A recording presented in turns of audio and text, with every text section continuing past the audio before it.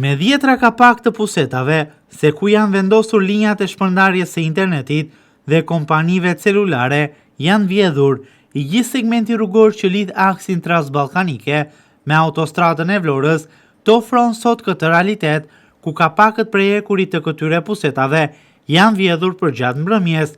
Për shkak se kanë qenë me përbërje ekuri, ato janë marrë në fshehtësi kur ka qenë errësirë totale dhe kur ka më pak qarkullim në zonë për t'i shitur dhe për të përfituar më pas vlera monetare. Por kjo situatë ka dëmtuar të dyja vendkalimet e këmbësorëve në të dy senset e qarkullimit të kësaj rruge. Nëse ecën këtë të premte, në vendkalimet e këmbësorëve në këtë segment, do të shohë se trotuarët janë mbushur me puseta që janë lënë tashmë të hapura dhe pak a pak. Janë me 10 të tilla në të dyja anët e segmentit rrugor, i cili të ofron një imazh as pak të denjë për një nga akset më me qarkullim edhe nga kalimtarët. Pusetat të cilat janë lënë të hapura dhe pak a pak kanë filluar të mbushen për më tepër me mbeturina. Në brendësi të tyre mund të gjesh me 10 mbetje, kryesisht me materiale plastike apo robe, që i hidhen aty nga qytetarët apo përfundojnë si rrjedhoje moti të përkeqësuar.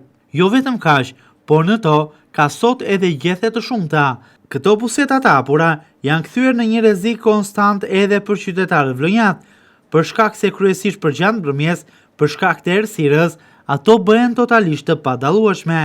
Ka patur me 10 raste të qytetarëve, të cilët kanë rënë në brendësi të tyre, duke dëmtuar më pas shëndetin. Më të rrezikuar sigurisht ata të cilët udhëtojnë çdo ditë me biçikletë, që edhe për gjatë ditës, për shkak të humbjes së vëmendjes, bien në to duke u rrëzuar më pas për tokë dhe duke pësuar dëmtime të shumta. Duhen me patjetër të zëvendësohen, të gjendjet një zgjidhje që trotuarët në këtë segment t'i rikthehen normalitetit. Pusetat të mbyllen me kapak, ndoshta jo prej ekuri, në mënyrë që të mos vidhen më dhe sigurisht jenë më rezistente. Duhet të realizojnë kompanitë private apo pushteti lokal, kjo duhet të përcaktohet më pas. Ama duhet gjetur një zgjidhje e përhershme, e cila të ndikojë drejt për drejt tek qytetarët dhe kalimtarët në zonë.